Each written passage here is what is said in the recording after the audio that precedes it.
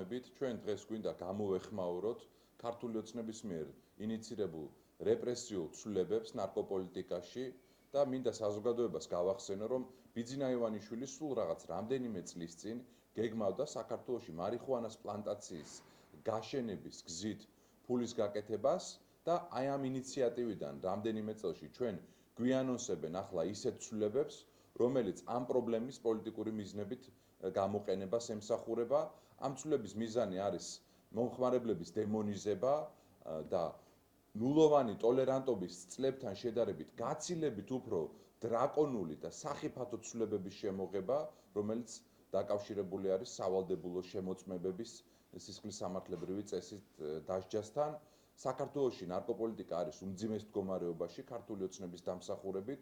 ჩვენ ვხედავთ, რომ საქართველო არის პრობლემური მოხმარების თვალსაზრისით ერთ-ერთი პირველი ქვეყანა რეგიონში. ჩვენ ძალიან მაღალი რაოდენობა გვაქვს ზედოზირებით გარდაცვლილი ადამიანების, ძალიან სერიოზული და მასშტაბური არის ჩვენთან ნარკოპოლიტიკის პრობლემა, რასაც სჭირდება ცხადია თვისობრივად გადააზრება ამ ყველაფრის, სჭირდება დევნიდან მზრუნველობაზე ორიენტირებულ ნარკოპოლიტიკაზე გადასვლა, სჭირდება მეტი ინვესტიცია ამ სფეროში განათლებაში, ზიანის შემცირებაში, იმისათვის, რომ ეს პრობლემა საბოლოოდ მოგვარდეს და ჩვენ ევროპული ტიპის ნარკოპოლიტიკა გქონდეს და არა რუსული ტიპის ნარკოპოლიტიკა, როგორც ამ ქვეყანაში არის დღეს და ვერანაირ კრიტიკას ვერ უძლებს. მე მინდა მივმართო ქართული ოცნების წარმომადგენლებს, რომ აქ სავალდებულო ნარკოშემოწმების წესში ცვლილებების შეტანის ნაცვლად თავად გაიარონ სავალდებულო ნარკოშემოწმება, დაიტესტონ ყველანაირი ტიპის ნარკოტიკის მოხმარებაზე და საზოგადოებას წარუდგინონ აი ამ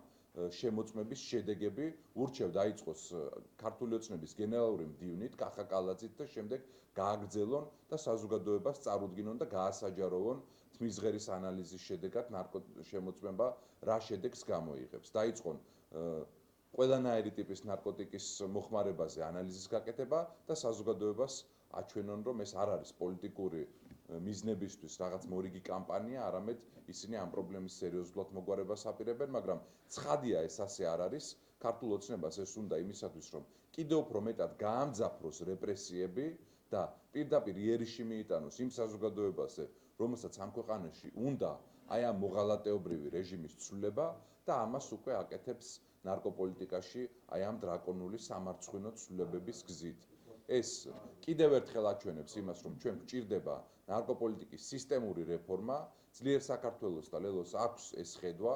ჩვენ ჯერ კიდევ საარჩევნო კამპანიის დროს წარუდგინეთ საზოგადოებას 9-პუნქტიანი გეგმა, თუ როგორ უნდა მოხდეს ნარკოპოლიტიკის ცვლილება და ეს 9-პუნქტიანი გეგმა მოიცავს როგორც უკომპრომისო ბრძოლას ნარკორეალიზატორებთან და ნარკოტიკების უკონტროლო გავრცელებასთან, ისე სააფთიაქო ნარკომანიის გავრცელებასთან ბრძოლას, ისე ნარკომოხმარების დეკრიმინალიზაციას, ზიანის შემცირებაში ინვესტიციებს, განათლებაში ინვესტიციებს, ზედოზირების შემთხვევებთან ძალიან კონკრეტული მკაფიო ნაბიჯებით ბრძოლას, იმისათვის, რომ საქართველოში ჩვენ ყოველწლიურად ვყავდეს უფრო და უფრო ნაკლები ნარკომომხმარებელი.